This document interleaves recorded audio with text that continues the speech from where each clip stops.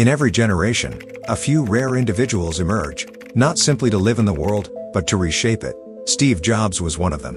Born in 1955 in San Francisco and adopted by a loving working-class family, Steve Jobs grew up surrounded by the hum of innovation in Silicon Valley's early days. His curiosity and restlessness would become lifelong trademarks. At 21, alongside his friend Steve Wozniak, Jobs co-founded Apple Computer in a small suburban garage. It was the beginning of something the world had never seen before. Jobs believed that computers didn't belong just in laboratories or corporate offices. He believed they belonged on every desk and in every home. That radical vision led to the Apple II, and later, the Macintosh, revolutionary products that combined technical power with elegance and simplicity. But brilliance often walks a fine line with volatility. Jobs' uncompromising drive for perfection, his fiery temper, and his visionary, but sometimes impractical, ideas led to growing friction inside Apple. In 1985, after a series of internal struggles and a failed product launch with the Lisa computer, Jobs was effectively forced out of the very company he created. At just 30 years old, Jobs was ousted, publicly humiliated, privately devastated. Yet what looked like a downfall became the catalyst for his greatest transformation. Jobs wasted no time. He founded Next, a new company aimed at creating the world's most advanced computer, built not for consumers, but for higher education and business. The Next computers were technological marvels, but too expensive to succeed commercially. Still, their impact was profound. Next's software innovations would eventually form the foundation of what Apple's Mac OS runs on today. Simultaneously, Jobs made another investment, one that would forever change storytelling itself. He purchased a small division from Lucasfilm, a fledgling computer graphics company. He renamed it Pixar. Jobs poured millions into Pixar, often risking financial ruin to keep the dream alive. After nearly a decade of persistence, Pixar partnered with Disney to release Toy Story in 1995, the world's first fully computer-animated feature film.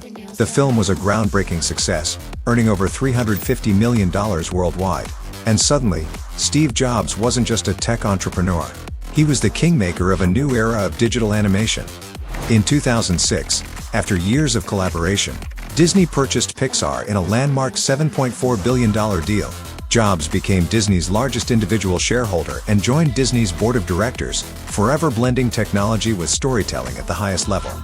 Meanwhile, Apple was struggling. Without Jobs' vision, the company had lost its way. In a twist of fate, Apple acquired Next in 1997, bringing Steve Jobs back into the fold. He returned not just as a consultant, but soon, as CEO. Jobs wasted no time. He slashed bloated product lines, focused the company's mission, and ignited a new era of innovation. The colorful iMac reintroduced Apple to the world. The iPod put 1,000 songs in your pocket. iTunes reshaped the music industry.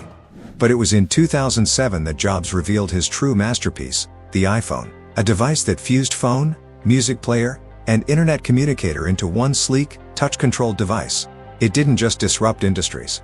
It created entirely new ones. Today, we live in a world built in the image of the smartphone, a world Jobs first envisioned on that stage. But behind the scenes, Jobs was fighting a private battle. In 2003, he was diagnosed with a rare form of pancreatic cancer. True to form, he initially sought unconventional treatments, delaying surgery for several months. Though he remained fiercely involved at Apple, his health began to deteriorate. He stepped down as CEO in August 2011, handing the reins to Tim Cook. Just 2 months later, on October 5, 2011, Steve Jobs passed away at the age of 56. The world mourned the loss of a visionary, a man whose imagination had touched billions, not merely through the devices he created, but through the possibilities he unlocked.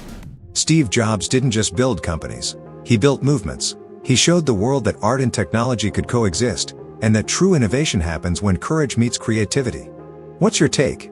Genius? Business icon? Or both? Drop it in the comments, smash that like if this hit home, and subscribe for more stories of the world's boldest deal makers. Until next time, keep pushing, keep building.